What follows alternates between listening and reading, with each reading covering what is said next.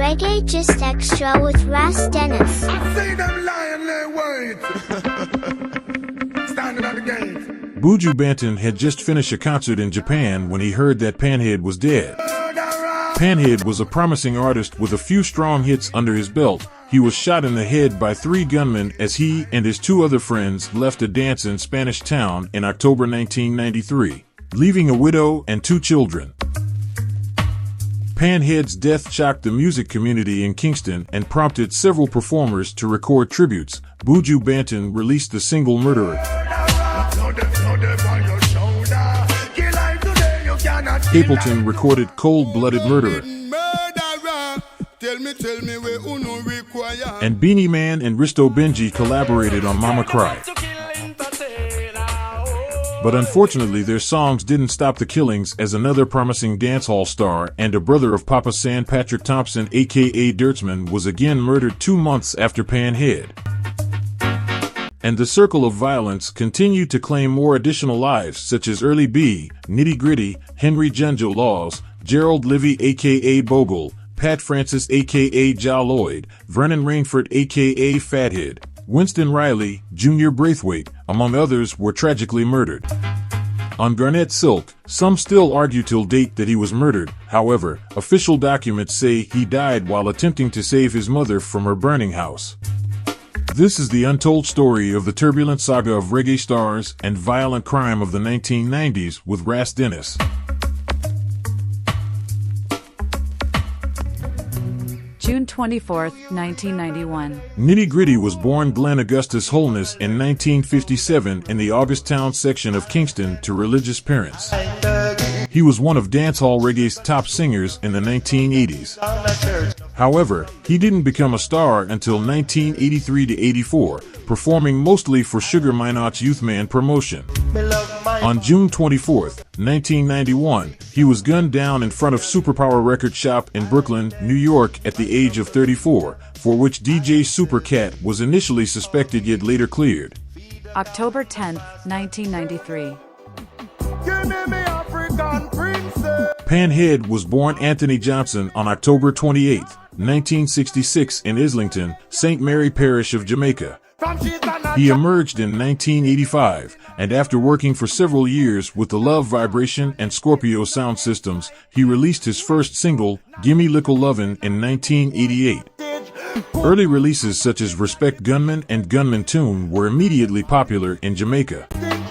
Earlier themes of violence and homophobia gave way in 1993 to more mature subject matter with African Princess, Under Bondage, and Teaser. His career was cut short when he was shot dead by 3 gunmen as he and his 2 other friends left a dance in Spanish Town on October 10, 1993. The crime has never been solved. December 21, 1993. Dirtsman was born Patrick Thompson on March 4, 1965. He launched his career with his father's company, but he later switched to the Willowdene-based Creation Rock Tower system. Dirtsman's biggest hits were Thank You, produced by Steely and Clevie, and Hot This Year, produced by New York producer Philip Smart. Dirtsman, who was murdered by 4 gunmen on December 21, 1993. Just 2 months after the murder of Panhead by 3 gunmen as he and his 2 other friends left a dance in Spanish Town in October. February 9, 1994. Reggae music was robbed of a major talent when Mickey Simpson was killed back in February 1994. His album for Jack Ruby remains unreleased and will probably stay that way. Still, from time to time another single comes forward. There are less than a dozen on his label Soul Prof, but they are all of a very high standard.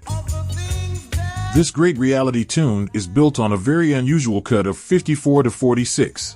Mickey Simpson was murdered over an argument on February 9, 1994 in Ocho Rios, Jamaica.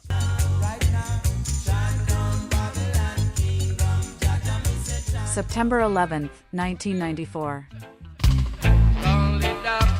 Early B was a well-respected lyricist by the sound system DJ fraternity, possibly the best of the early to mid-80s dancehall era.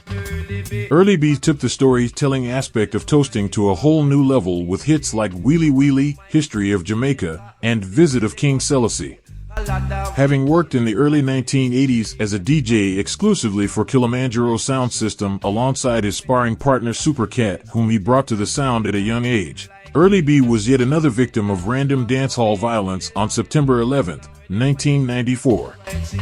He was gunned down at a Jah Love Music dance while performing with Brigadier Jerry at the Windsor Cricket Club in Dorchester, Massachusetts. November 16, 1994. Massive Dread was born Dennis James in 1960. He came to prominence in the early 1980s, touring with Byron Lee and the Dragonaires.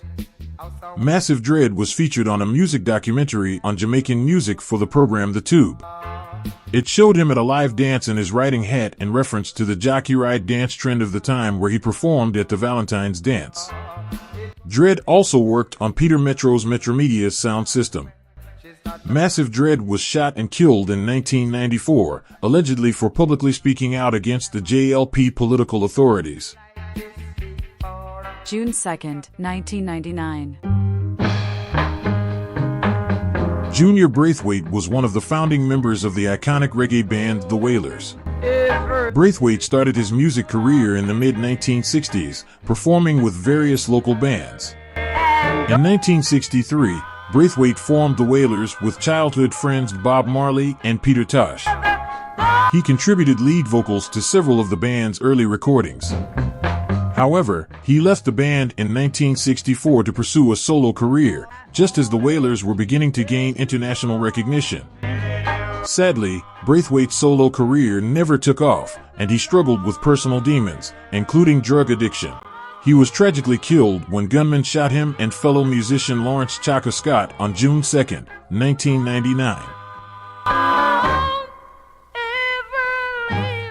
June 13, 1999.